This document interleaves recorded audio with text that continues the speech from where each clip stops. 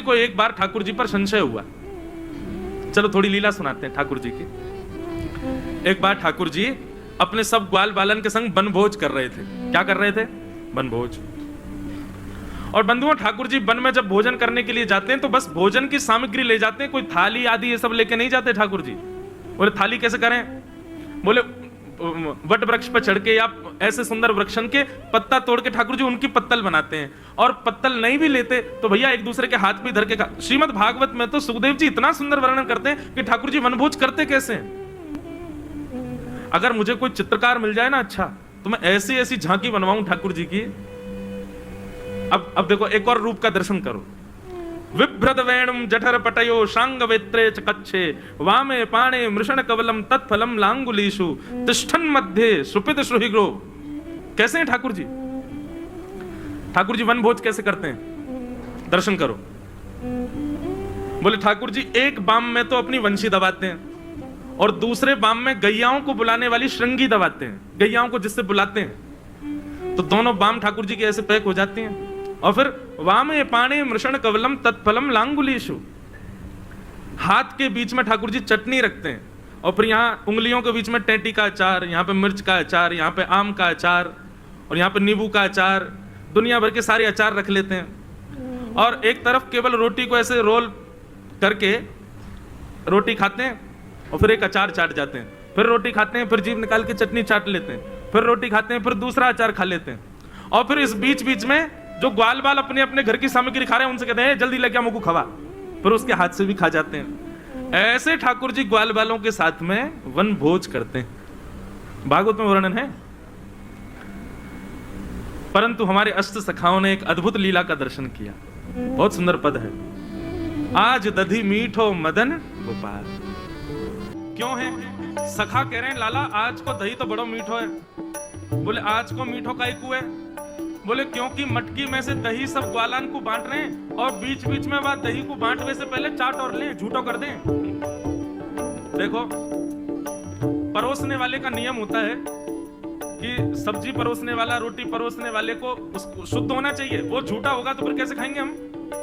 अब आप लोग यहाँ बाहर भोजन करते हो, पीछे वहां परोसने वाले जो भैया जी रहते हैं वो आप कहो भैया सब्जी, अब सब्जी धरे उससे पहले थोड़ी खा ले, आपके सामने खाओगे? फिर अरे झूठी कर रहे हो तुम। लेकिन ठाकुर जी कैसे? दही का मटका गोद में लेकर के बैठे और एक हाथ से दही निकाल निकाल के ग्वालाओं को दे रहे हैं और जैसे ही कोई ग्वाला दूसरा आने में थोड़ा विलंब करता है तो दही को थोड़ा खा लेते हैं, फिर झूठा करके फिर दे देते हैं। लेकिन ग्वाला जब उस झूठे दही को पाते हैं तो मंत्र मुग्ध हो जाते हैं। अष्ट सखा वर्णन कर रहे हैं इस रूप का। ठाकुर जी कह रहे हैं, बोले हे ग्वालाओं तुम बुरा मत मान जाइयो, मैं झूठो करके दे रहा हूं। ग्वाला बोले काहे को बुरा मानेंगे? बोले ना मैं तुम लोगों को बांट रहा हूं, कहीं बांटते बांटते खत्म है, मोह ना मिलो तो या हमारे में नेक नेक चाट लूं बीच में ताकि मुंह को भी मिल जाए। लेकिन ग्वाला सब कह रहे हैं, बोले लाला तू चिंता मत करे भैया, आज को दही तो और दिनांत बिल्कुल अलग है। बोले काहे को? ऐसो स्वाद हम कबहू न चाख्यो, ऐसो स्वाद हम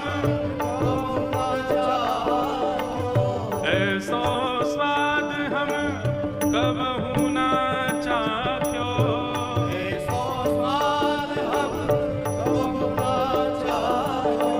सुन गोकुल के नाथ हो, सुन गोकुल के नाथ, सुन गोकुल के नाथ हो। अब तब एक लीला हो गई। ठाकुर जी सब ग्वाल बालों को दही बांट रहे थे। इतने में क्या हुआ कि दही खत्म हो गया और कछु ग्वाला रह गए। वो ग्वाला रोने लगे, बोले लाला तेने सबन को बांट दिया, हमें तो दिया ही ना है। तो जो दुखी हो गए ग्वाला, उनके लिए ठाकुर जी ने एक नई युक्ति निकाली और वो युक्ति कितनी सुंदर है, कितना सुंदर वर्णन कर रहे हैं श्री परमानंद दास जी महाराज।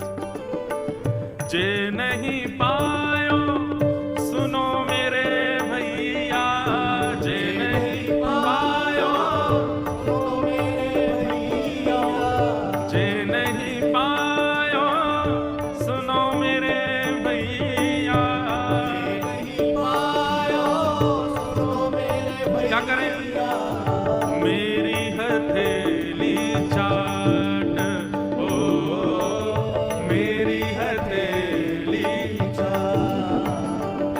सखा रो रहे, तन सुखा मन सुखा धन सुखा। ठाकुर जी के ये मित्र हैं। अच्छा, ये भगवान के सखा है ना, तन सुखा मन सुखा धन सुखा, इनका नाम है, ये उल्टे हैं वैसे। मतलब तन सुखा कौन है? बोले नाम तो तन सुखा मतलब तन से जो सुखी, लेकिन नहीं, वो उल्टा है। जो तन से बिल्कुल पतला दुबला उसका नाम रखा तन सुखा। दूसरे का नाम मन सुखा, जो मन से बड़ा उदास है उसका नाम मन सुखा। और एक धन से बिल्कुल गरीब है उसका नाम धन सुखा। ठाकुर जी ने इनके नाम धरे हैं। ए ठाकुर जी बोले रो काई को रहे हो, इधर आओ। बोले हमें दही ना मिलो, हमें दही ना मिलो। तो ठाकुर जी अपनी दही से सनी हुए हाथ को देकर के कहते हैं, अच्छा सुन, जेवारी उंगली, ए तन सुखा तू याकू चाट ले, ए मन सुखा तू यावारी को चाट ले, ए धन सुखा तू याकू चाट ले, ए मधुमंगल तू याकू चाट ले, और तू याकू चाट ले श्री रामा। अपने हाथ को ही ठाकुर जी सबको चटवा रहे हैं। जे नहीं पायो सुनो मेरे भैया, जे नहीं पायो सुनो मेरे भैया, मेरी हथेली चाट, ओ मेरी हथेली चाट, आज दधी मीठो मदन गोपाल, आज दधी मीठो मदन बोल गोपाल कृष्ण भगवान की। आजकल के लोग बड़ा अभिमान करते महाराज जी, हमारी मित्रता, हमारी जैसी फ्रेंडशिप नहीं होगी किसी की। बोले क्यों? एक ही थाली में खाते हैं, थाली में एक में खा लोगे तो उसका हाथ चाट लोगे? नहीं चाटोगे। अच्छा एक बात कहें, जो लोग हाथ से भोजन करते हैं, सबसे प्रिय पार्ट होता है जब हाथ से भोजन करते तो लगी हुई उंगली को खुद चाटना। तो भाई भोजन भले ही हमारा खा ले, लेकिन ये उंगली तो किसी को नहीं चटवाते हम, अब ना किसी की चाटेंगे। अपना भोजन स्वयं भले ही हम एक ही थाली में कर लें, लेकिन इतना प्रेम तो हमारा नहीं होता ना किसी से भी। लेकिन ठाकुर जी की प्रेम की पराकाष्ठा देखो, जे नहीं पायो सुनो मेरे भैया, मेरी हथेली चाट। अब एक एक करके सखा आ रहे हैं और ठाकुर जी के हाथ में लगी भाई दही को चाट रहे हैं। और इस दृश्य को देख करके ठाकुर जी बड़े प्रसन्न हो रहे हैं, वाह वाह वाह भैया, आनंद आ रहा है, गुदगुदी है रही है मोकू तो। लेकिन इस दृश्य को जब ब्रह्मा जी ने देखा, ब्रह्मा जी बोले ये भगवान नहीं है, ये ईश्वर हो ही नहीं सकता। जगत नियंता जगदाधार त्रिभुवन नायक, वो इतने पवित्र इतने शुद्ध रहते हैं, उनको हर चीज इतनी शुद्धता से अर्पित की जाती है, यहां ग्वाल बालों से अपना हाथ चटवा रहे हैं। ये भगवान नहीं है, ये कोई बहलू पिया है, केवल थोड़ी बहुत शक्ति इसके अंदर आ गई है, इसलिए हम सब देवताओं को पागल बना रहा है, भगवान होने का नाटक कर रहा है हमारे आगे। सोचो, जिनकी लीला पर ब्रह्मा का सिर घूम जाए तो हम तो मानव हैं। ब्रह्मा ने आकर के समय पाकर के भगवान के सब ग्वाल बालों का हरण कर लिया। ठाकुर जी यमुना में जल पी करके लौट के आए तो देखा सारे ग्वाल बालों का हरण हो गया। ठाकुर जी बोले ग्वाल बाल कहां चले गए? सबरे खूब ढूंढा, नहीं मिले तो नेत्र बंद करके जैसे ही देखा तो ब्रह्मलोक में बंदी बने हुए हैं सारे ग्वाल बाल। भगवान बोले क्यों? ये ब्रह्मा ने बंदी क्यों बनाया? ओ हमारी लीला पे संशय कर रहा है, इसको हमारी लीला से ये लगता है कि इतनी ओछी हरकत भगवान नहीं कर सकते। अरे ये ओछी हरकत नहीं है, ये प्रेम है, ये ब्रह्मा क्या जाने। हमारे वृंदावन में कहते हैं प्रेम को प्रमुख जही वृंदावन धाम, प्रेम ही ते पायो श्याम रसिया ने नाम, याय जाने कहां गवार। प्रेम की चर्चाओं को गवार नहीं समझ पाते। अच्छा गवार का मतलब क्या है? बहुत बुद्धि लगाते हैं ना, वो ऐसे लोग कभी प्रेम नहीं कर सकते। बहुत बुद्धि लगाने वाला व्यक्ति कभी प्रेम नहीं कर पाएगा। प्रेम तो वही कर सकता है जो भोला हो, जो सरल हो, जो सहज हो, जो बुद्धि ना लगाए। चतुर लोग प्यार करते हैं, प्रेम नहीं करते। प्रेम में चतुराई नहीं। और ये तो चतुरानन है, इनके तो 4 मुख हैं, इसलिए इनका नाम चतुरानन है। ब्रह्मा जी बहुत चतुर हैं।